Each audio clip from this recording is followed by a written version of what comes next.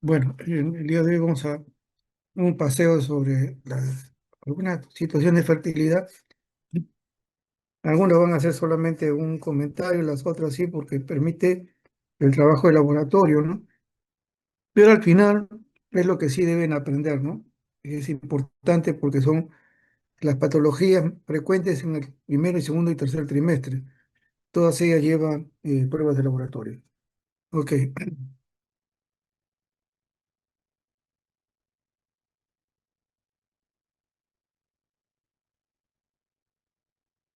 siempre es bueno tener presentes las cosas donde se está trabajando. Y acá hay una parte también que es importante acerca de lo que es la fecundación, etcétera, todo lo que significa la parte anatómica, ¿no? En este caso femenina. En la primogénesis son partes también de este estudio, tanto el óvulo, la parte femenina, donde vamos a ver la ovulación, se va a ver también la, ¿cómo se llama? La naturalidad, podemos decir nosotros, del cuello cervical, etcétera, y todos estos elementos son importantes para determinar también que en estos haya un producto, ¿no? Y el progreso es una de las cosas importantes y vemos nosotros que hay, no voy a estar relatando, ¿no?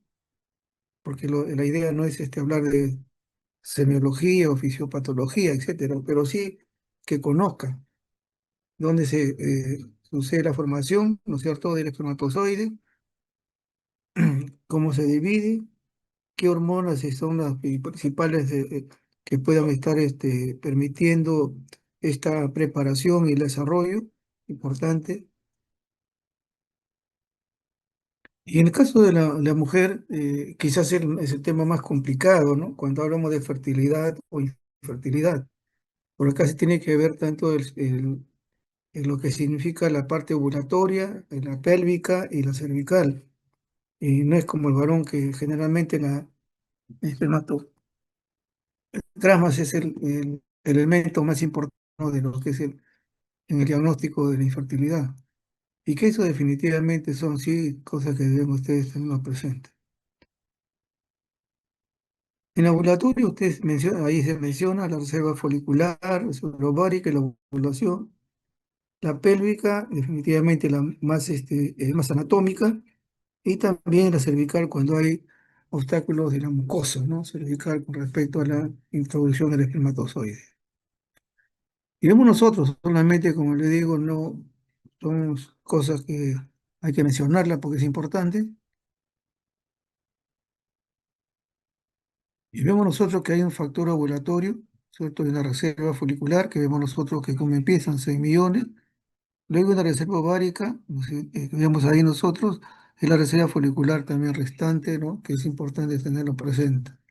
En este factor ovulatorio hay defectos centrales, hay defectos periféricos y metabólicos. Por esa razón que una mujer, hacer todo un estudio acá es definitivamente no menos de 6 meses, ¿no? De trabajo incesante de ver cuál es la patología que los rodea. Y en este caso también la ovulación estamos viendo nosotros, donde generalmente se hace la temperatura, que es una de las cosas que es importante que se maneja en ellos, y luego se observa el resto del moco cervical, ¿no?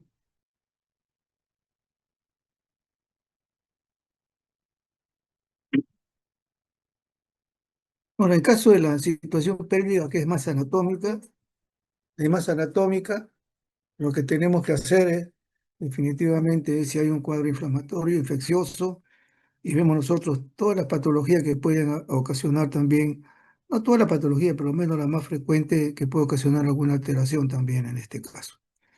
Y hay dificultades estructurales, como ya les mencionaba, como también una endometriosis, que se foca también en distintas ubicaciones que también alteran este proceso de infertilidad.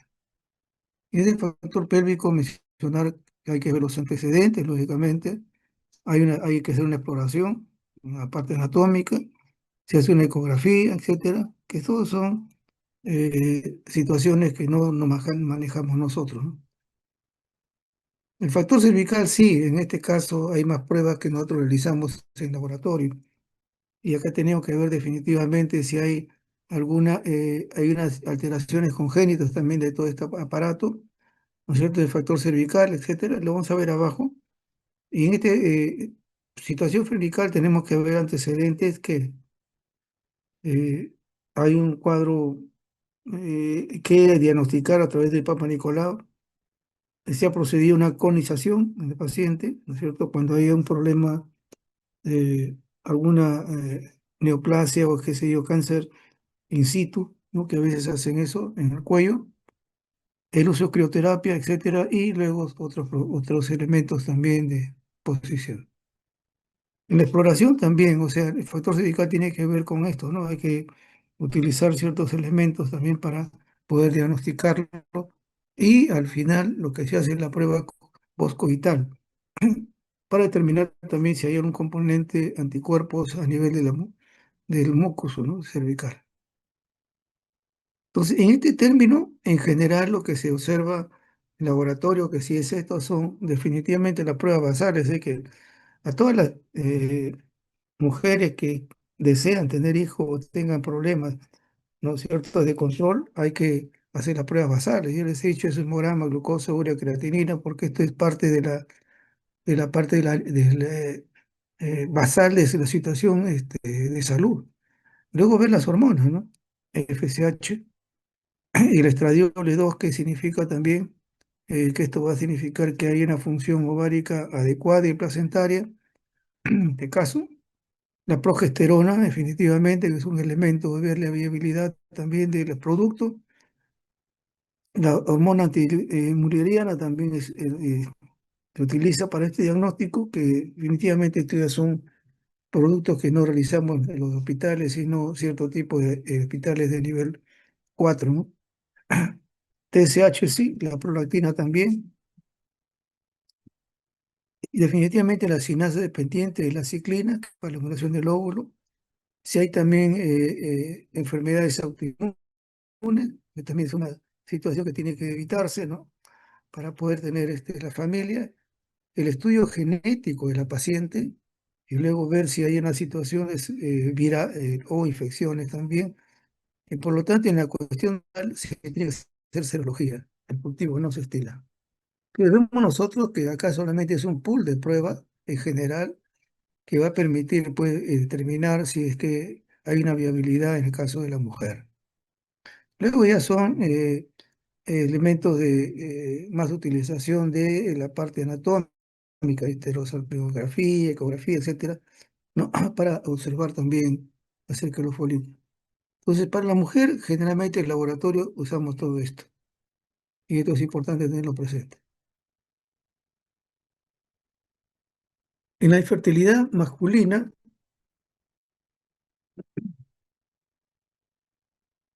tenemos nosotros que hay alteraciones testiculares, y esto definitivamente también, cuando uno hace urología, nosotros nos hace examinar también a cada varón, etcétera.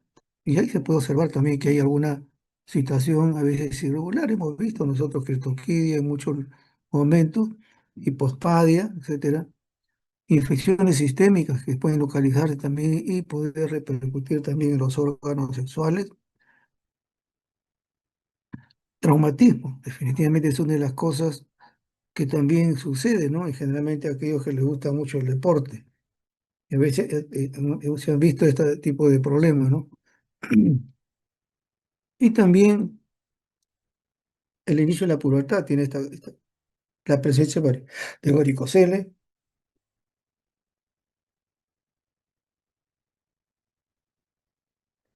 como parte de todas esas alteraciones de tipo testicular.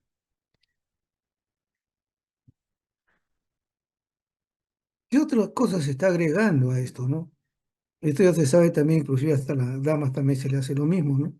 Las enfermedades, si hay un problema de tipo,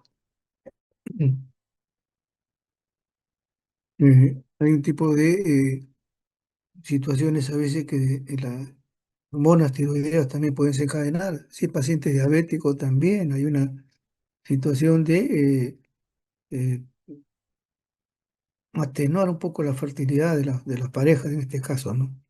Si hay hipogonadismo, hemos encontrado quizás en el varón más se hace la prueba, las otras son muy específicas que realizan muchas veces estos, generalmente hospital nivel 4, ¿no? Pero acá esto de hacer un espermatograma, hacer estos exámenes, sí es parte también de nuestro trabajo diario. Hay que descartar enfermedades genéticas, como le digo, esto ya no lo hacemos nosotros, eso ya son nivel 4 para determinar algunas patologías también, en este caso genitales, ¿no?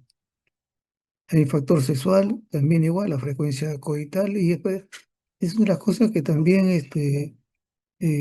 por referencia del médico, ¿no es cierto? En este caso, porque esto tiene que hacerlo la pareja, ¿no? Cuando hace un estudio de fertilidad, el ginecólogo habla de las parejas, no habla solamente de uno.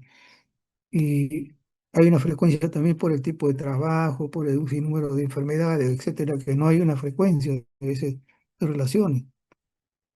Y también el problema de las elecciones, ¿no? Que también hay una situación que parece a veces decir, ¿no? ¿Por qué sucede? Sucede a veces porque hay una carga, ¿no? Tipo emocional ahí. Eyaculación, en este caso precoz, o también ese vigilar eso también de lo que es ¿no? El orgasmo, que es importante también dentro de las relaciones sexuales. El estilo de vida también ahora se conoce que puede afectar, y eso se sabe, ¿no? El alcohol, por ejemplo, es uno de ellos, ¿no? Y hay unas enfermedades que también, las drogas y el tabaco. Realmente el alcohol es mayor, las drogas posterior y el tabaco, que también como estilo de vida también provoca un cuadro eh, potencialmente de infertilidad. O sea, no es solamente una, ¿no? Son agregados múltiples que se tienen que utilizar, pero en el caso del varón es muy, muy, muy específico. Estas son las pruebas que hemos mencionado, que tienen que hacer para los dos, ¿no? Poscoitales, y observar en ellos qué es que hay en el moco, ¿no? Hay anticuerpos, etcétera. Y también si hay alguna situación de la intensidad en la penetración del espermatozoide. Y también se observa, nosotros también, cuando el médico lo refiere, también podemos nosotros hacer estos trabajos, ¿no?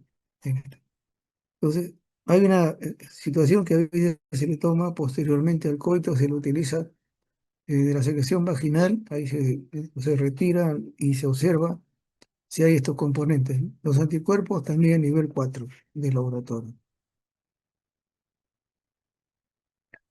Y vemos nosotros acá también, vemos la parte genética, porque no solamente es, igual que la mujer que tiene a ver alteraciones genéticas, también el varón. También nosotros no es que lo hemos observado, ¿no? Sino también conocemos casos de este tipo, en el cual también hay una situación patológica, ¿no? Que implica, ¿no? Que implica una alteración. Ya está haciendo más de eso.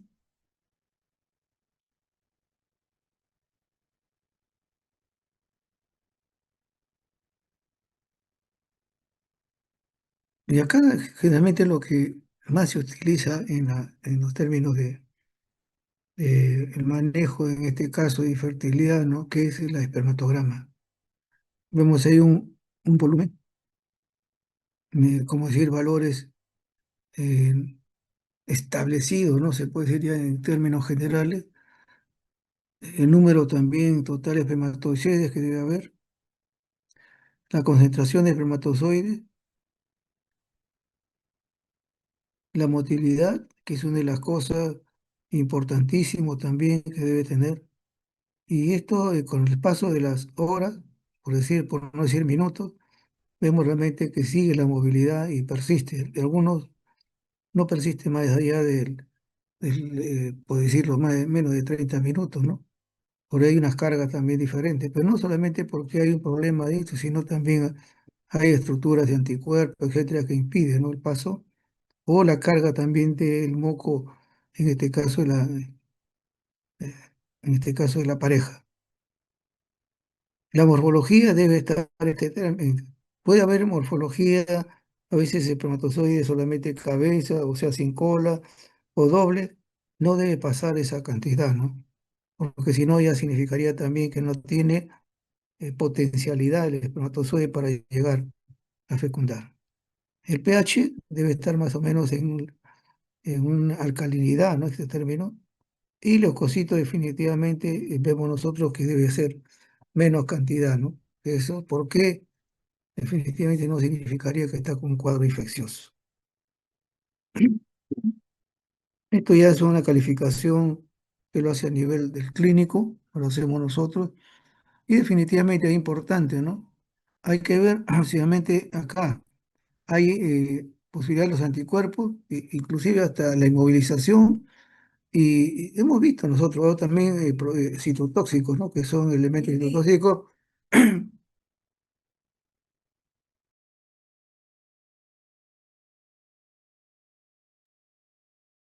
Y entonces esto nos hace a nosotros ya tener una misión, pero la mayoría de casos, sí le digo, en la mujer, prácticamente todas las hormonas, aparte del basal, igual que acá el varón también tiene que hacer basal, ¿no? Pero en caso de la mujer se hace el basal y todas las pruebas que significan hormonales, pruebas genéticas, pruebas anatómicas, y acá ver cómo investigar la situación del moco también cervical.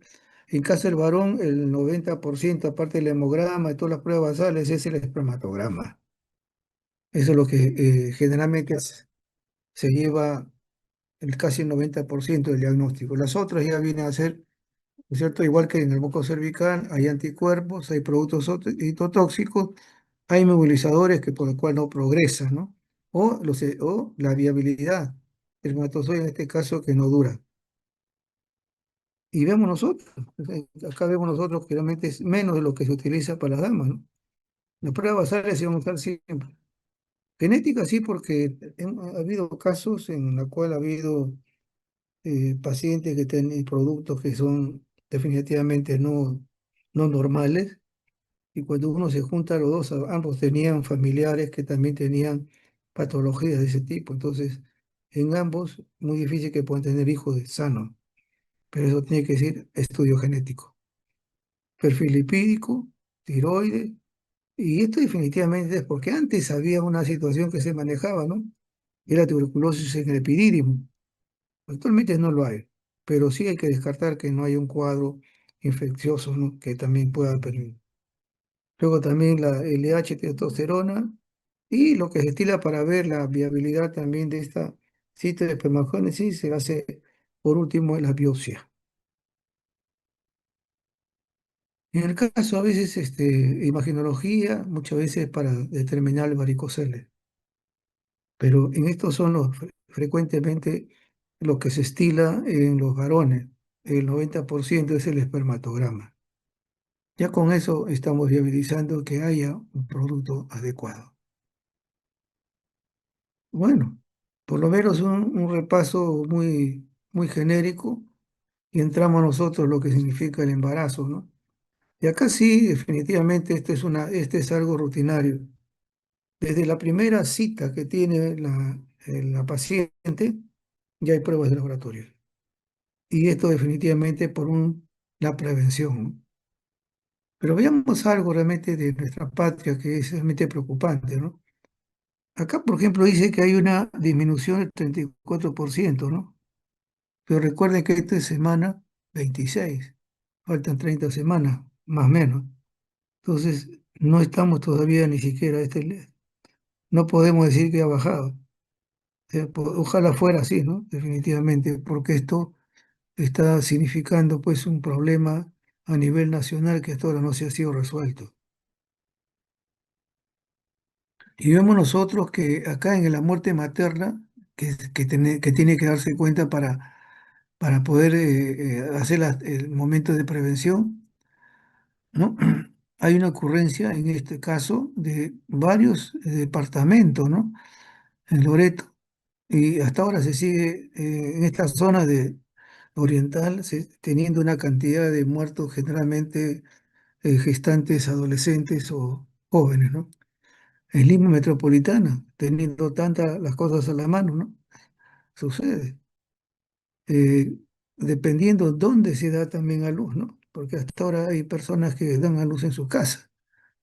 Parece mentira, ¿no? Cajamarca, Cusco y Puno.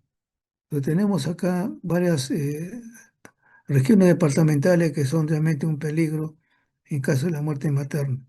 Acá podemos hablar de mucho, ¿no? Una de las cosas es la tonía uterina, que también en el hospital ha habido casos, ¿no? En la cual han tenido que hacer una histerectomía total, ¿no? Porque definitivamente el sangrado seguía, y esto también es importante tenerlo presente. Y acá, igualito, ¿no? Acá hay la muerte, y siempre semana 26 todavía no hay las 50 y tantas semanas, ¿no? Que pueda terminar esto, si no me equivoco. Uno de los problemas hay, y esto es generalmente porque hay patologías evidentes, ¿no? Y la mayoría son embarazos adolescentes en la actualidad, y es una preocupación. Se dice que hay una prevención tremenda, pero estaba leyendo que eh, ¿cuánto se utiliza para hacer la prevención en estos pacientes, ¿no? Generalmente pacientes adolescentes o jóvenes, muy jóvenes. Es una escasa cantidad de plata. Se utiliza en otras cosas, pero no en hacer realmente una prevención total, ¿no? Un cuidado total, una educación total, porque no hay la inversión que debe hacerse, ¿no? Que en otros países lo hacen. Y nada más que casi a los inicios, ¿no? Del 39.000 casos menores de edad, estamos hablando de menores de 19 años, inclusive algunos son de 10 y 14. Y acá es una desgracia, ¿no? Que tenemos que la mayoría de estos casos son por violación, y muchas veces violación de gente muy relacionada, ¿no? Gente realmente que no, inmerecida para mirarlo como gente. En los dos primeros días del año 2025 ya habían registrado casos de adolescentes, 46 casos de adolescentes hasta los 19 años. Entonces, no se está haciendo absolutamente nada, ¿no? Para estos casos. Y se observa, ¿no? Porque la educación hasta en los colegios también está bien limitada. Antes yo recuerdo que asistíamos nosotros a los colegios a hacer charlas de este tipo, ¿no? Muchos años atrás. En la actualidad necesita profesionales para hacer este tipo de trabajo, hacer el seguimiento de los jovencitos, ¿no? Para que no tengan este problema que tienen. La mayoría son dependientes, la mayoría, la pobreza extrema, la mayoría vive con la familia. Y son el alto riesgo, ¿no? Para hacer la prevención de enfermedades, en este caso en la gestante. Una de las cosas que sí se observa, ¿no? Que tenemos nosotros, es muy relacionado con la parte de ginecología y obstetricia, es justamente el control prenatal. Acá hay situaciones que son prácticamente clínicas, ¿no es cierto? Acciones que se van a hacer, pero la prevención, el diagnóstico y tratamiento. Y cuando hablamos de acá, lo importante es, por eso le decía, el diagnóstico de la condición materna. Por eso son las pruebas basales. Y eso es algo importante que hay que tenerlo, porque ¿qué pasa si una gestante pues, está con una anemia? ¿Qué pasa si una gestante pues, está con edema, ¿no? Entonces, por lo tanto, aquí el diagnóstico, en este caso, los objetivos también de este prenatal es contribuir a que la gestante esté en buenas condiciones. También si hay factores de riesgo, identificación de factores de riesgo biológicos, ambientales, esto ya es parte de la clínica. El control del embarazo, definitivamente hay un sinnúmero de elementos que hay que manejarlo, ¿no? Acá se en el primer y segundo trimestre, las visitas, etc. En los años atrás, ¿no? Más allá, yo le diría en los primeros años, los 20 años atrás, era frecuente, ¿no? Como yo les comentaba que yo trabajé en laboratorio de emergencia casi 40 años, entonces ahí aparecían las gestantes, ningún control. En ese momento solamente venían porque se sentían mal y que iban a dar el parto o la cesárea, ¿no? Entonces ningún control. En los últimos años se ve poco. Y esa es una de las cosas que sí se debe estar ganando, ¿no? Por el gran riesgo. El riesgo porque muchas vienen a veces con ruptura prematura de membrana. Entonces también es un alto riesgo para la gestante y también los cuadros de complicación como el de preeclampsia. Pero actualmente, felizmente, ha bajado eso, por lo menos en las evidencias que tenemos nosotros de manera personal. El primer trimestre, que es lo importante porque nosotros tenemos que manejar eso dentro de lo que es laboratorio, lo primero que se hace, le hace el ginecólogo es hacer el control, es decir, ¿realmente está embarazada? Porque ha habido casos, ¿no? Definitivamente la pseudociencia es una de las situaciones de que parece mentira, ¿no? La mujer se siente con el abdomen hinchado, etcétera, y muchas veces, ¿por qué? Retener a la pareja, ¿no? Y cuando se hace la prueba de HCG y la ecografía no hay nada, puro gas, como se dice, ¿no? Pero es así, y sucede. Entonces, el ginecólogo lo primero que hace es eso, ¿no? La HCG y la ecografía, no hace una sola cosa. Por más que diga el HCG está positivo, les manda a hacer su ecografía. Y ahora nosotros debemos tener presente que un HCG no hace el diagnóstico, sino tienen que ser los dos, porque hemos visto nosotros que solamente está la membrana y no hay producto. Entonces, ahí lo que genera es toda la membrana, ¿no es cierto? El trofoblasto, toda esa membrana genera el HCG y no hay producto. Entonces, por eso el ginecólogo hace las dos cosas. Ambos tienen que hacerse para determinar ambas cosas, el embarazo. Y luego viene todo lo que significa los antecedentes que debe tener. Eso ya es clínica. Los factores de riesgo sí nos interesa la obesidad. ¿Por qué? Porque sí nos piden a nosotros perfil lipídico. Entonces, para determinar, inclusive ahí, hasta la obesidad tiene que ver con la glucosa, ¿no es cierto? En cierta manera, no siempre, pero también se utilizan las pruebas basales, como yo le mencioné. La fecha del parto, que es definitivamente determinar cuándo empezó, ¿no es cierto?, la menorrea y hasta cuándo puede durar la fecha de posible parto, ¿no? Y ahí se hace todo el examen, a ver si por haber, ¿no? Y en laboratorio, como yo le mencionaba, los ginecólogos piden hemograma, glucosa, urea, creatinina, grupos sanguíneos, factor RH, examen de orina. Ahora ya se estila hepatitis B y HIV. En algunos lugares también se le pide toxoplasma o malaria u otros elementos. Pero esto es lo que es, aparte del HCG, por si acaso. No es solo, estoy viendo nada más la parte, porque lo primero que se pide es HCG. Entonces, todo esto hace un pool y ver las condiciones basales de la paciente. Esto es lo que tiene que utilizarse en el primer trimestre. Normal, natural. Ahora, solamente una revisión bastante ligera, porque de verdad es hablar no solamente de estas hormonas. Cuando estaba revisando, de verdad que son ¿cuánto era? Como 45 clases de hormonas o receptores que hay que tenerlo presente para realizar. Pero si no, vamos a llegar pues el próximo año. Pero lo más frecuente es esto. Ahora, ¿para qué? Y eso siempre subrayo lo que ustedes deben de tenerlo presente, ¿no? En caso de la gonotrofina coriónica, secretada por el cinsiotroblast, mantiene función del cuerpo lúteo, sí, porque el cuerpo lúteo va a dar lugar luego a la progesterona y los estrógenos. Entonces es importante. ¿Qué es lo que nos indica? Es un indicador temprano del embarazo. Es un marcador de la enfermedad trofoblástica. Positivo al quinto día de retraso menstrual y con valores, y algunos mencionan, ¿no? Mayor de 25. Acá estamos colocando 50.000 unidades internacionales. Pero eso es lo que se destila. Valores mayores de 25 ya es positivo, pues yo les mencionaba, ¿no? Mayores valores. Ahora, si los valores son de 5 a 25, se considera borderline. Y esto puede significar, es un aborto temprano, ¿cierto? O un embarazo ectópico. Sí, y todavía sin necesidad de mirar la parte ecográfica. Las unidades beta que comenzamos a tener positividad con las líneas que hemos visto nosotros, con ELISA, y tiene 5.000 unidades internacionales, el ginecólogo no lo considera positivo. Por eso que estamos hablando 25 del lado, ¿no es cierto? Ya de 25.000 unidades ya lo considera positivo. Es su razón ginecológica, etcétera. Entonces, esto es importante tenerlo presente, sí.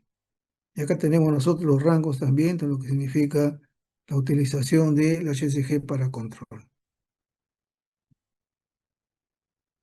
La progesterona es otra de las hormonas importantes, ¿no? Es el que mantiene el embarazo. Aumenta también el cuerpo lúteo y la placenta.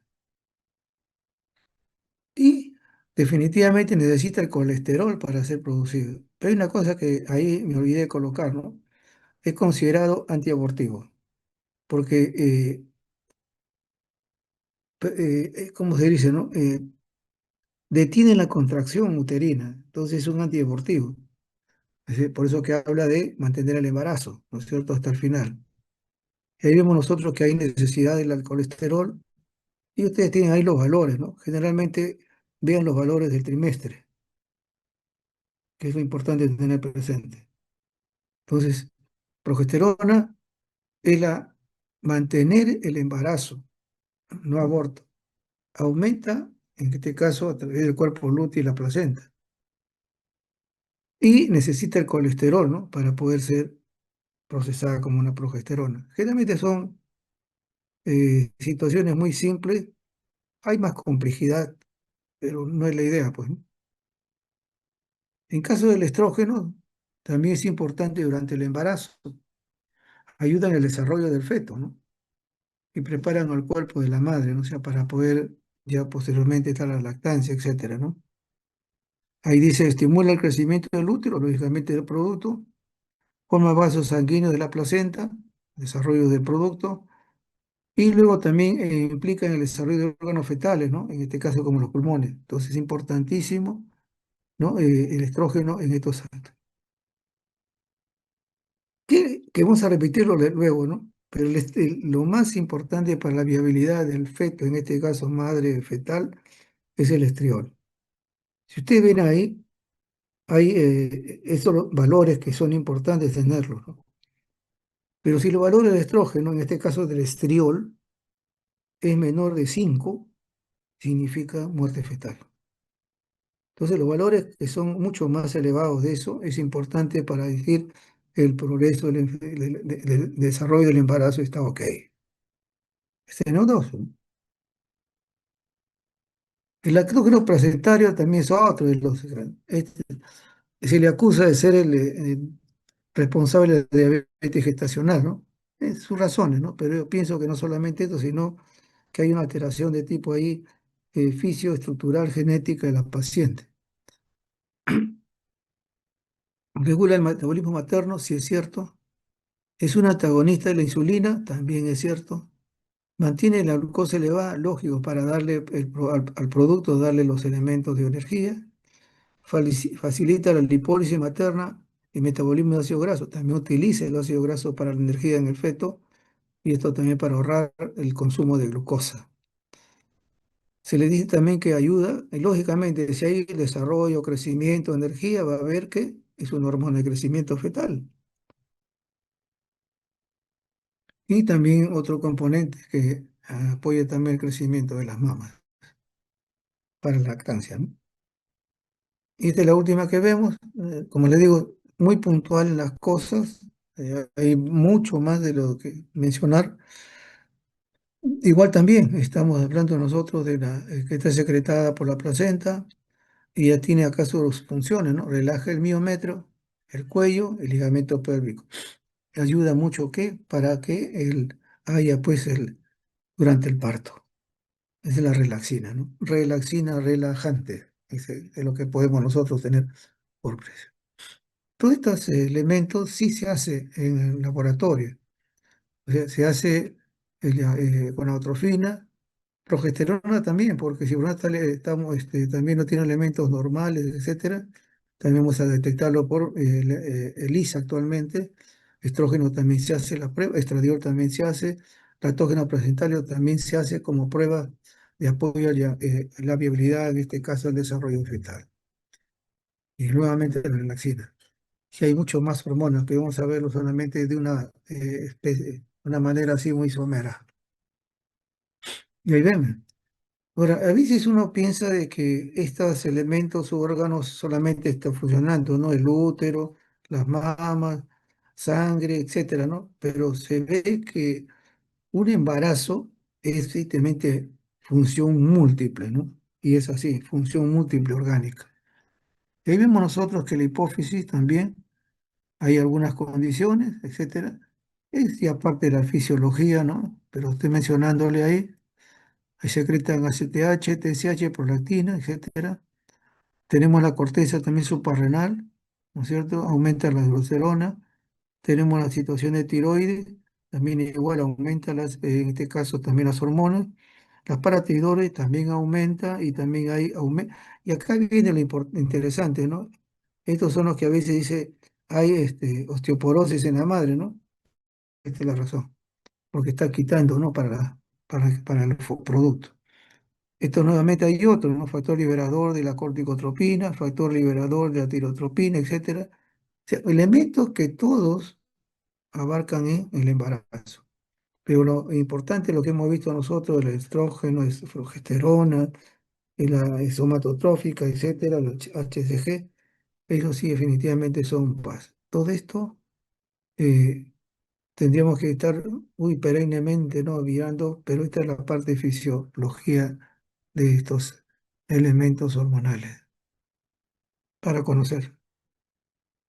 ¿Y se dan cuenta? En un embarazo hay todo esto, todos los elementos. O sea, no puede decir que solamente hay un elemento uterino, heteromamas, es total. Ahora, esto sí, dentro de todo lo que le he mencionado, aparte de las pruebas, como le decía, de las mujeres, generalmente las pruebas tanto anatómicas, tanto del moco, en este caso, del moco cervical, etcétera.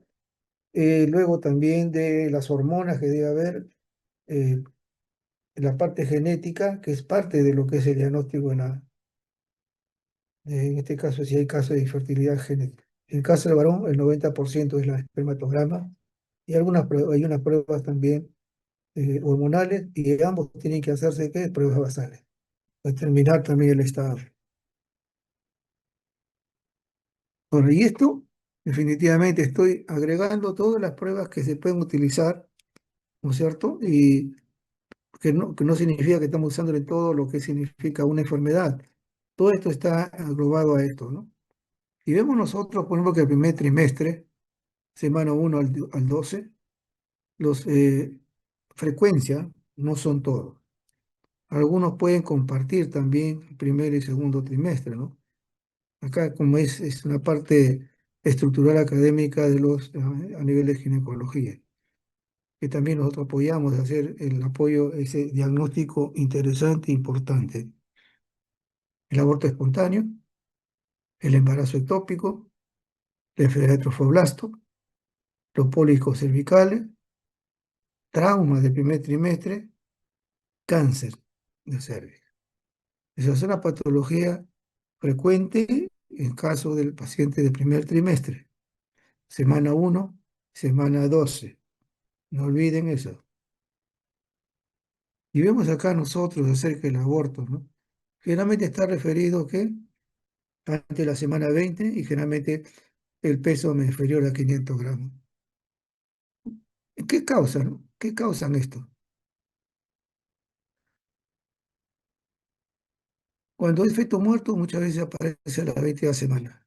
Y la causa, aparte de esto, puede ser anomalías congénitas, infección propia o provocada también en pacientes diabéticos, enfermedad tiroidea. Se dan cuenta, por eso que hay que manejar esto en las pacientes, ¿no? Para que haya un buen desarrollo del producto. La edad materna también se conoce, ¿no? Que hay, está, como diría, ¿no? La habilidad para retener el producto. Malformaciones físicas de la madre, y hemos visto que es importante, y a veces hay útero bicornes que dicen, no, toda la estructura, y a veces no permite que un desarrollo del producto y provoque también el aborto. Factores hormonales, ya lo hemos mencionado, y los productos también tóxicos que también están como factores negativos, ¿no?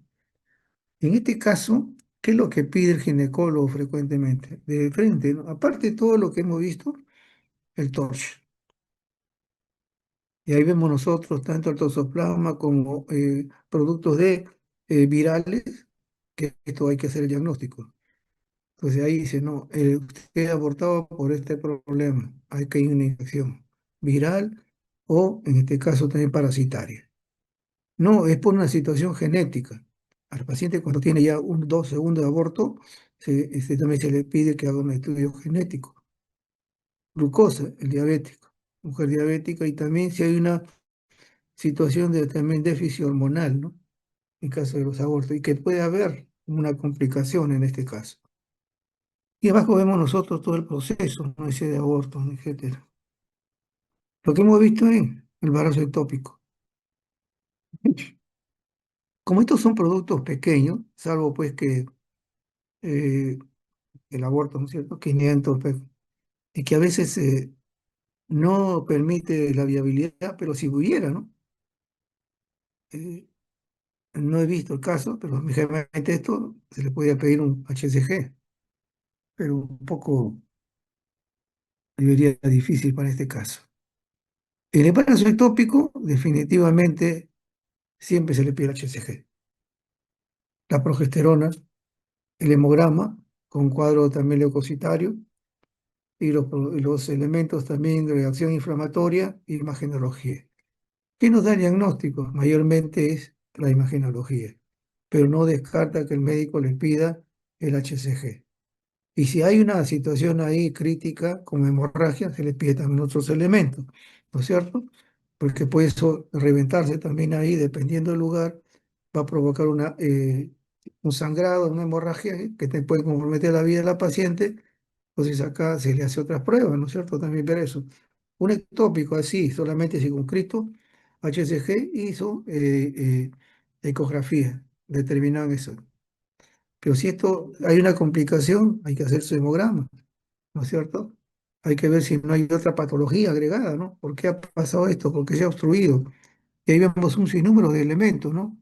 Tienen ahí ya que esto significa que hay que averiguar a través de los antecedentes, ¿no? Endometriosis, si ha tenido algún defecto de la trompa, salpingitis, también igual, madre dañosa, el embarazo ectópico previo también se repite. Hay antecedentes de riesgo, tabaquismo, también el DIU, ¿no es cierto? En este caso, ha habido casos inclusive hasta en el mismo útero, ¿no? Con DIU y todo está ahí el producto. La enfermedad inflamatoria pélvica también puede provocar esto. Cirugía, definitivamente. También se observa en la reproducción asistida y es otras causas también de tipo quirúrgico, ¿no? Pues. Entonces, en el aborto no debe faltar el torcho, genética y la parte del hormonal y glucosa.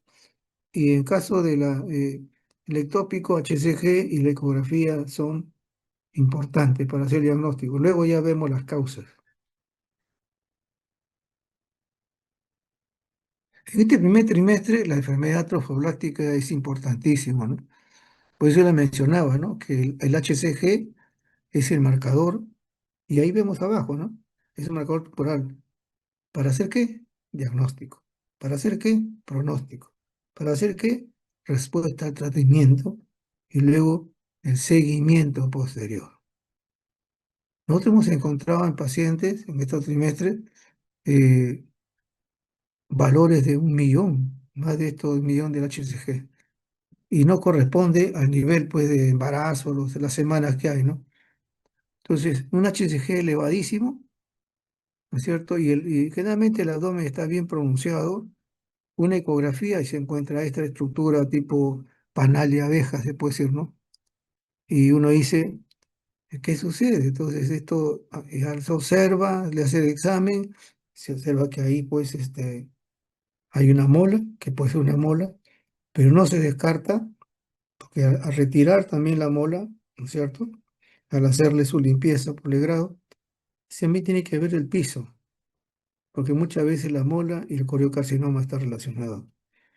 Entonces, en este caso de la enfermedad trofoblástica, igualmente la ecografía es importantísimo y luego la dosificación de lo que significa el análisis del HCG, con la coriónica para hacer nuevamente que es un marcador tumoral, el diagnóstico, pronóstico, respuesta al tratamiento y el seguimiento de la paciente.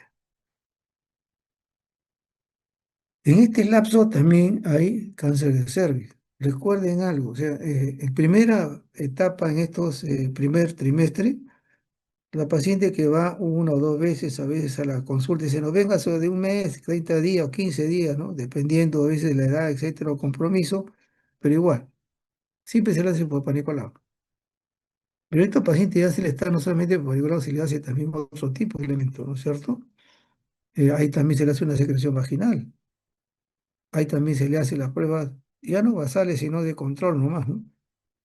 Porque ya se conoce que no hay problema renal, etcétera, solamente su hemograma para determinar pues que no haya un proceso a la anemia, ¿no? Y luego un examen de orina siempre se le va a hacer. En este caso, pues un Papa Nicolau que es vital y se observa, pues si ustedes ven la lámina hacia abajo, unas células que tienen un halo blanco y puntiforme son los coilocitos. ¿Y qué son coilocitos? Coilocitos son células que están infectadas con HPV, papilomavirus.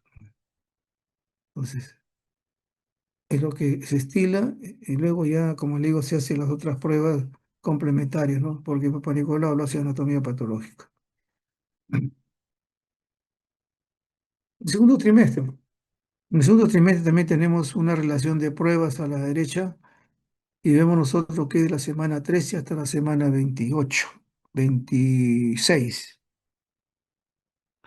semana 26. Y acá tenemos ya una patología, 2 días no vamos a revisar porque, como le digo, es bastante en la preeclampsia.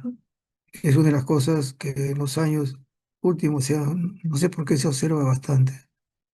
En mi tiempo era bien raro verlo. He visto casos, sí, hasta síndrome de Gel, pero así gravísimo, ¿no? De pacientes, pero ha sido muy escaso. Pero en la actualidad, quizá por toda esa situación en la carga de alimentaria, no se puede decir, ¿no? Una dislipidemia, obesidad y el comer un sinnúmero de cosas donde a veces la presión está elevada, sí se observa ese tipo de cosas. O sea, hay un antecedente, eh, podemos decir, alimentario, ¿no? Que tiene que ver también con la aparición de este cuadro. El óbito fetal, diabetes gestacional, placenta previa, amenaza de parto prematuro, eh, la hidrocefalia y la anemia, ¿no? Que ya es conocida y solamente con un hemograma puede ser detectado. Y recuerden que cuando hay un problema de anemia, aunque no vamos a revisarlo, pero ahí acá están, fierro, vitamina B y el ácido fólico que me faltó. Eso sí le pide el ginecólogo, en estos casos, cuando ve que hay un cuadro de anemia en la paciente, ¿no es cierto? Porque hay una escasez, se puede decir, por elemento del producto. Y si hay interleuquina, que también puede haberse ahí por cuadro de tipo infeccioso, ¿no? Y acá es un cuadro que solamente mencionarle, ¿no? Hay problema hepático, de coagulación, sangrado, hay hipertensión, hay un problema renal y después aparece el edema, etcétera. Y definitivamente la presión arterial, que es importante tenerla presente, ¿no? Y acá hay el compromiso de algunos órganos, desde la preeclampsia, generalmente dos antecedentes, ¿no? La obesidad y la presión arterial y la proteinuria.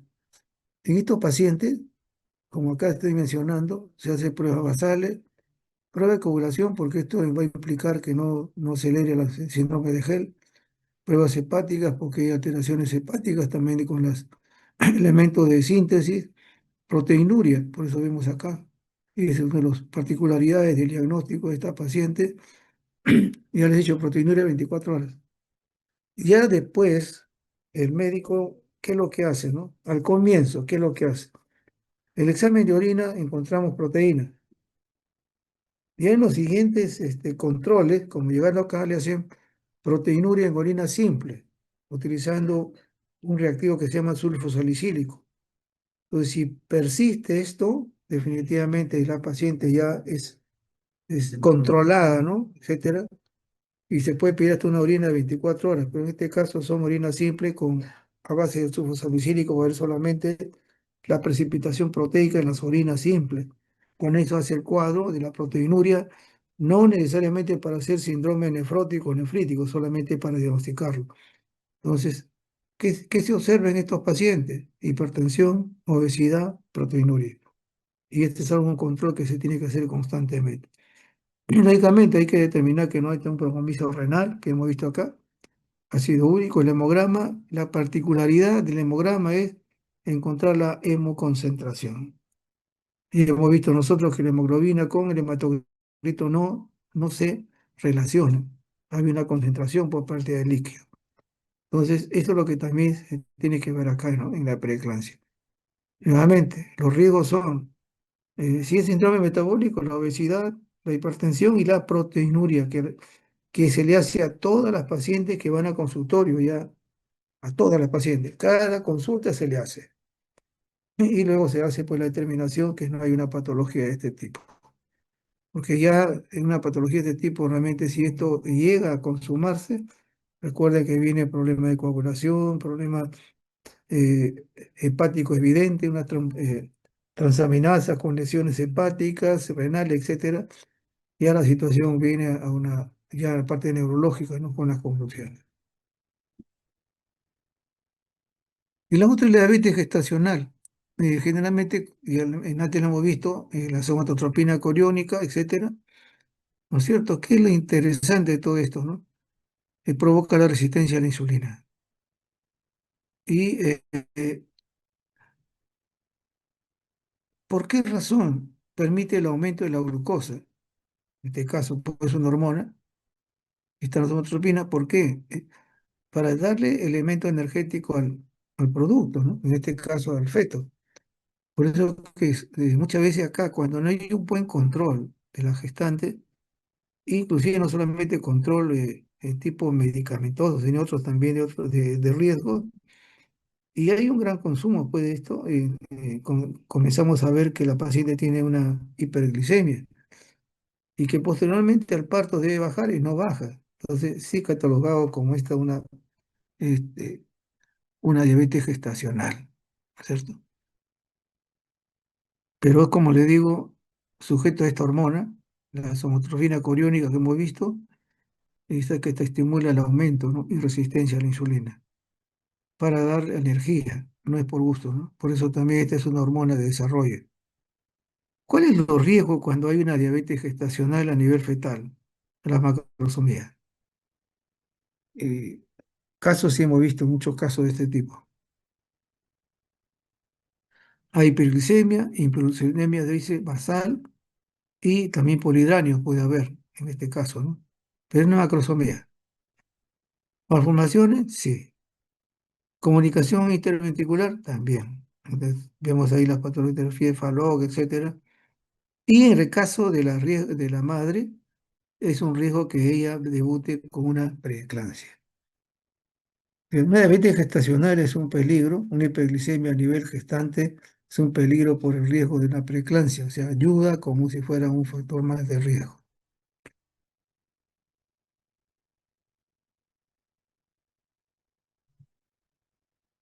Ahora, ¿cómo se hace? Acá es no le digo complicado, ¿no? Pero sí hay algunas consideraciones para eso. Y acá este dibujo lo revisé y de verdad que es una cosa interesante, ¿no? El diagnóstico de una enfermedad de este tipo se hace a través de la prueba de test de O'Sullivan. Se parece a la prueba de tolerancia a la glucosa, pero acá se difieren solamente tres. ¿Ya? Pero se llama por eso así test de O'Sullivan en la paciente. Debe, si para confirmar, o sea, para determinar que sea esto positivo, debe tener en la prueba valores mayor a 140 de glucosa, ¿no? Miligramos de glucosa. Entonces, con eso en pacientes, en este caso gestantes, a través del test de O'Sullivan que tiene eso, está considerando que sea una diabetes gestacional. Ahora, queremos confirmar si le hace sobrecarga, como si fuera ya curva de tolerancia a la glucosa, ¿no? Basal, etcétera, y acá, como se dan cuenta, no baja a 140, es 145. Entonces se confirma de que definitivamente es una diabetes gestacional. Ya lo hemos visto en antes, ¿no es cierto? Ahora, vemos una cosa interesante, ¿no? Se practica en todas entre las 24 y 28 semanas de gestación. Si hay factores de riesgo, en este caso hemos visto ahí los factores de riesgo, ¿no es cierto?, de presión, antecedentes familiares, situaciones, antecedentes tóxicos, etcétera, todos esos factores de riesgo, diabetes, diabetes, no digo, problemas de obesidad, problemas de dislipidemia, etcétera. Entonces, si se observa esto, dice de un comienzo con factores de riesgo, se hace el primer trimestre. ¿Te dan cuenta? Acá no es cuestión de así se hace el segundo, sino si hay muchos factores de riesgo en la paciente, si tiene inclusive factores de riesgo de familiares que son diabéticos, hay que hacer el primer trimestre. Mm. Si hay factores de riesgo, en este caso todos los factores de riesgo que podemos imaginar, tanto personales como familiares, y el test de Sullivan es normal a las 24 semanas, se debe repetir a las 33 a 36 semanas.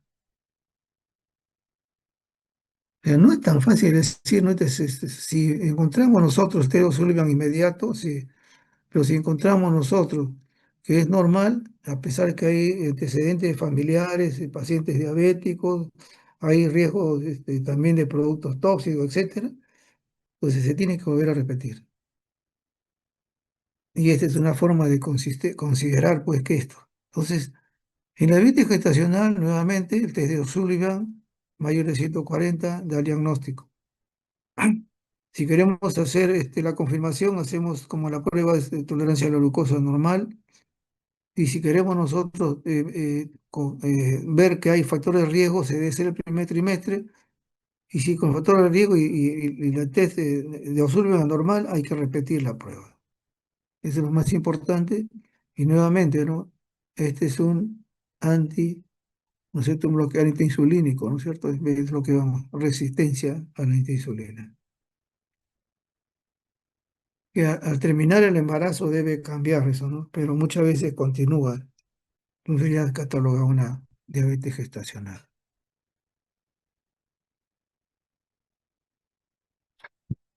En el tercer trimestre, semana 27 hasta el final del embarazo, vemos ahí un sinnúmero de pruebas. Ahora, ¿por qué? Porque parece mentira, no es para diagnosticar el embarazo, sino para que se diga, ¿no?, que el embarazo continúa. O sea, hay un feto vivo. Y ahí tenemos nosotros patología como la placenta previa, deprimimiento de placenta, la hematuria de placenta, el RPM, la incompatibilidad madre-niño,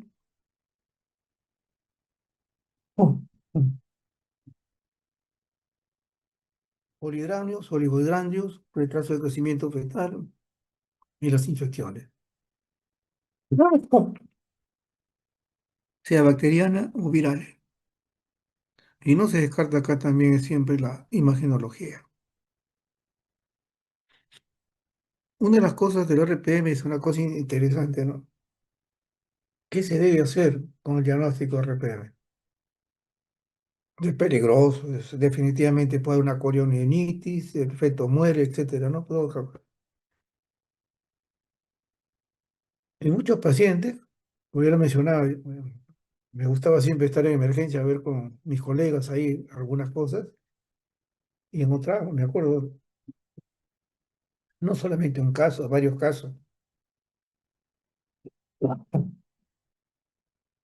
A pacientes venía, gestante venía apoyada me acuerdo mucho de una de ellas, ¿no? Apoyada dentro de sus familiares, diciendo, se le ha roto la fuente, se le ha roto la fuente.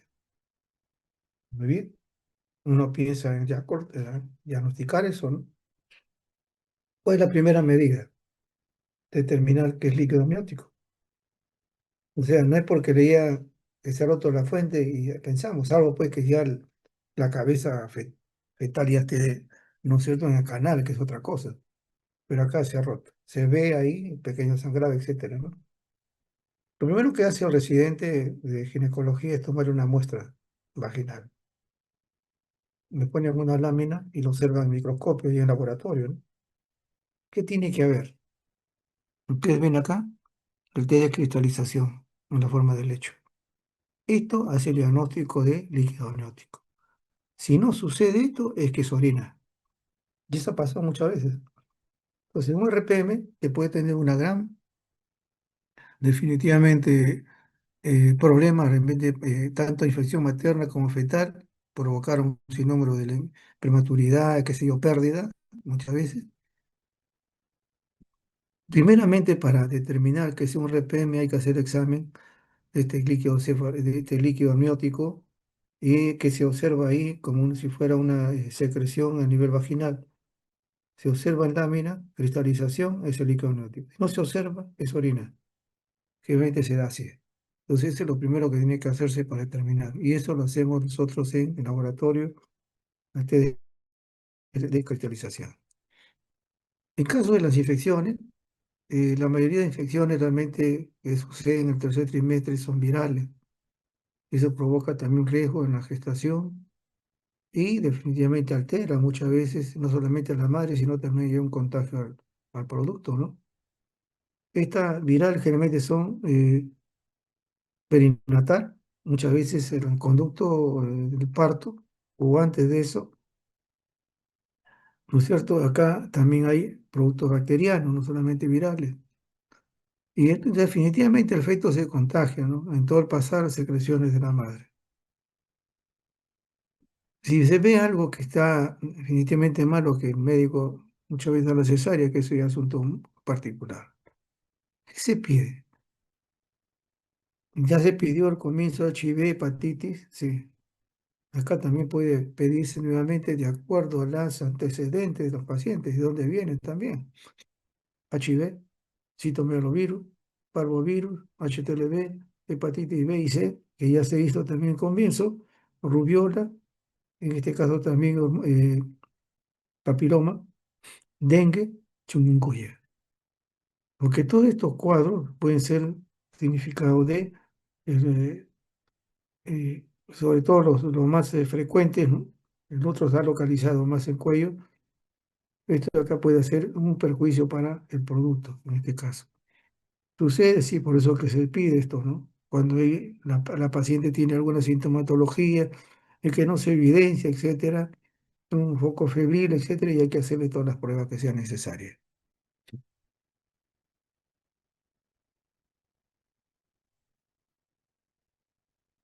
Terminando la parte de infecciosa, uno de los grandes evidencias, ¿no?, de infecciones en recién nacidos, sepsis inclusive, es el estreptococo beta, ¿no? Y esto definitivamente, igual que la viral, se tiene que hacer el diagnóstico, ¿no? Antes no se hacía, en los últimos años se le toma muestra rectal y también del canal del parto, vaginal, para observar esto. Si se encuentra, hay que desaparecerlo del mapa, porque ya se sabe que esta estreptococo agaratiae o el tipo beta, el grupo beta, ese es un gran perjuicio, en este caso al feto, más al feto que a la madre, porque cobra un producto, pues puede llevarlo a la muerte, ¿no? Y esto ya se conoce en la actualidad, por eso que sí se hacen pruebas esto en el laboratorio, se hace el cultivo respectivo y se le da el diagnóstico al ginecólogo.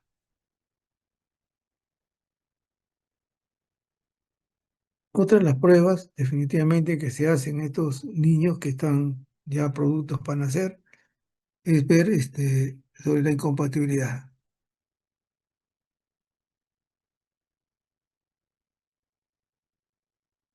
RH, madre-niño. Hay también ABO, pero es muy, generalmente el ABO es una reacción, ¿no? En este caso, incompatibilidad a la larga. El primero no lo padece, el segundo ligeramente, el tercero y cuarto sí pueden provocar el aborto o muerte también, en este caso por incompatibilidad ABO. Pero en RH es inmediato. Entonces, en el RH, aquí una de las cosas que a veces nos olvidamos, ¿no? Dice, se le pide a la madre, también se le pide al feto, en este caso al producto, ¿no es cierto? Que neonato. pero también debe pedirse al padre, pues. Ahora, como una especie de complementar las cosas, no es solamente por el hecho de que es diferente lo del madre y el niño, ¿no? Porque esto se observa, y generalmente en los primeros, que vamos a ver eso en una de las clases, en las primeras 24 horas vemos eso, ¿no? Hay una hiperurinemia, el paciente, etcétera, que puede desencadenar también esto, ¿no? Y definitivamente una destrucción hemolítica, por eso importantísimo, y determinar que no sea por un producto también infeccioso, pero sin compatibilidad ya lo sabemos. Y dentro de las pruebas, como le decía en este caso, el grupo sanguíneo y factor RH es importantísimo y el test de Coombs. Eso es lo que pide el neonatólogo, test de Coombs, ¿no? Y el grupo sanguíneo RH. Hay otros sistemas de grupos sanguíneos que también provocan, ¿no? Incompatibilidad, pero eso lo dejamos ahí nomás porque si van a hablarlo muy probablemente en otras clases. Pero acá vemos esto, una incompatibilidad en este tercer trimestre. Lo importante es conocer grupos sanguíneos del neonato y la madre, principalmente, y también en lo que significa el test de Kuhn, para determinar también estos cuadros, ¿no? Que pueden provocar el daño al bebé.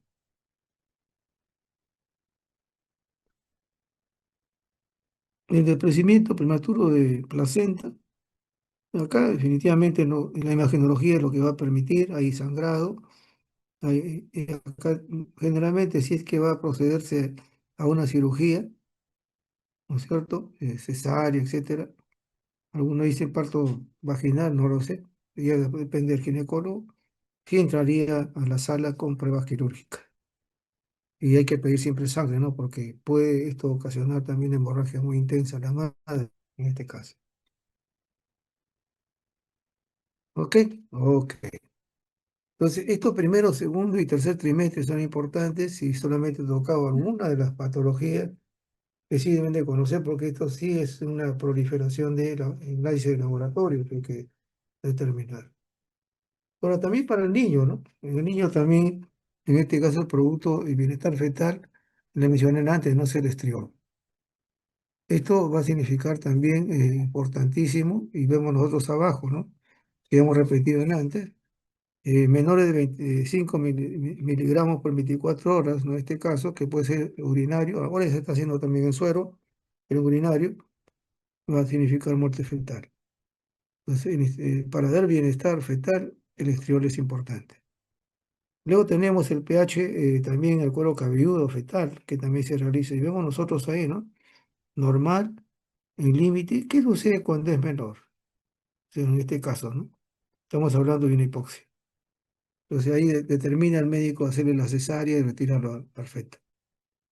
Y la otra prueba que también se estila es la fosfetoproteína, también va a provocar esto, la viabilidad, ¿no? Y también dice el desarrollo normal del feto. Pero valores que son superiores a lo normal, en este caso valores referenciales, está hablando de efectos del tubo neural. Entonces, el líquido amniótico, ¿no es cierto? Entonces, también esto permite determinar el bienestar fetal. Las otras pruebas ginecológicas, mecánica, etcétera, es otra cosa. Estamos hablando solamente de laboratorio. Y por último, vemos nosotros el líquido amniótico. Y acá hay una cosa interesante, ¿no? Bueno, aparte que protege, etcétera, que eso ya es algo bastante fisiológico, vemos nosotros los volúmenes. Y acá podemos determinar también algunas patologías, pero es la idea solamente mirar qué nos es útil el estudio del líquido cefalorradio, en este caso amniótico. Las indicaciones, hay una anomalía, hay que hacer el estudio. Hay inmunización, muchas veces se puede hacer antes de, ¿no es cierto? Y esto también es importantísimo, ¿no? Para cuidar al producto. Hay contaminación, definitivamente también igual hay que hacer el estudio. Y recuerden, esto también se hace cuando hay una ruptura prematura de membrana u otra cosa, ¿no? Que puede también significar una infección muy grave en estos casos. y también para ver el desarrollo natural, en este caso, ¿no? del feto. Por eso que es la inmadurez fetal y pulmonar.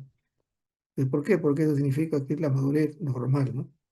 O sea, si sospecha hay una situación como esa, se debe hacer el estudio de líquido amniótico. Y ahí vemos nosotros que la amniocentesis es un método utilizado a partir de la semana 16. Se aspira más o menos de entre 10 a 20 mililitros y luego se hacen estudios, ¿no? Se observa tanto a nivel bioquímico, inmunológico, etcétera, Pero ¿cuál es lo importante de esto, no? El primer ojo que van a tener no es de laboratorio. El primer ojo que va a tener entonces es el mismo ginecólogo o el residente, y en este caso también el interno, ¿no?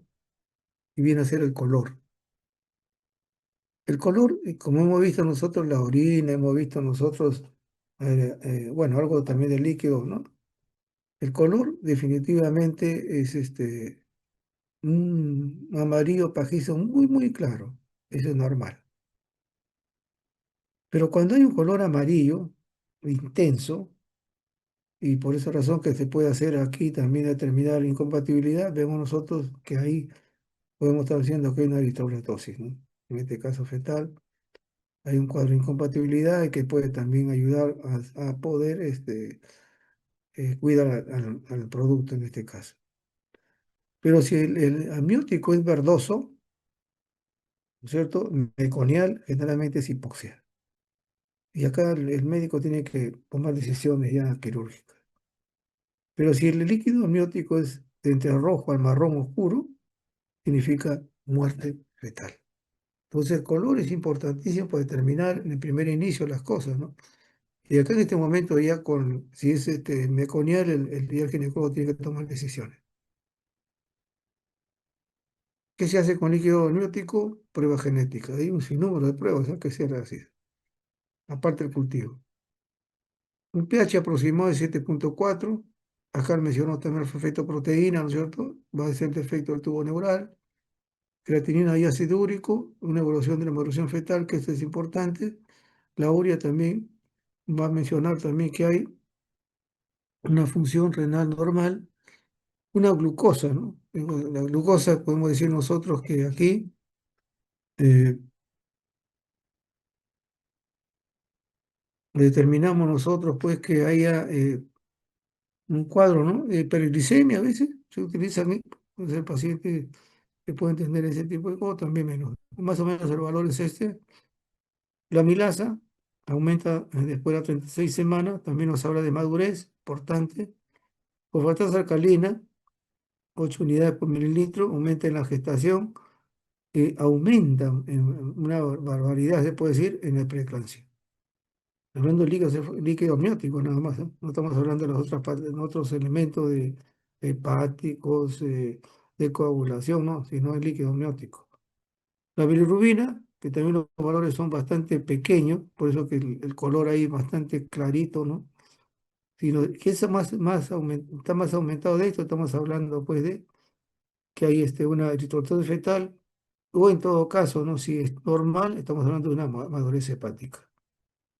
La interleuquina, los valores generalmente la interleuquina 6, está hablando pues si aumenta esa cantidad de una infección urinaria. Inmunoglobulina también se menciona de que no hay un valor referencial, pero que a veces no se detecta. Pero sí es detectable en líquido amniótico, está hablando de una infección intrauterina. La deshidrogenasa láctica, también valores mayores de esto, está hablando de muerte fetal, imagínense. No solamente el estriol, ¿no? Sino también esto nos ayuda también a hacer el diagnóstico. Y aparte del líquido, ¿no es cierto? Amniótico oscuro, está hablando de muerte fetal. Entonces, sí hemos visto que la deshidrogenasa láctica siempre es un elemento que nos indica que hay una destrucción, una lesión, etcétera, o necrosis, ¿no? En este caso, muerte. El CK, también el CK generalmente dice que no se hace mucha referencia, ¿no es cierto? Porque también los valores son muy pobres, no hay un valor referencial evidente, pero cuando hay hallazgo de cantidades bastante elevadas, está hablándose pues que haya una alteración tanto de anencefalia, teratoma, o sea, ¿no? Una alteración ya de desarrollo, ¿no? En este caso del feto. Entonces, ¿qué es lo importante de esto, el líquido amniótico? Esto de acá. El color va a ser diagnóstico inmediato, ¿ok? Y acá hay dos cosas más, ¿no? Alfa-fetoproteína, la deshidrogenasa láctica, que son importantes tenerlos presentes también en el desarrollo y en las lesiones que pueden haber en estos pacientes. ¿Ok? Ok. El consejo es, vean, mediten los trimestres y el líquido amniótico. Con eso creo que ya está cumplido lo que ustedes van a conocer acerca de lo que es todo el desarrollo importante, ¿no? Y la precaución y prevención también de estos pacientes. Los trimestres son importantes. El líquido amniótico, sobre todo la primera área, del color y algunos elementos de desarrollo que pueden decirnos que hay una lesión, también eso es importante tenerlo presente. Ok, ok. Ahí nos quedamos.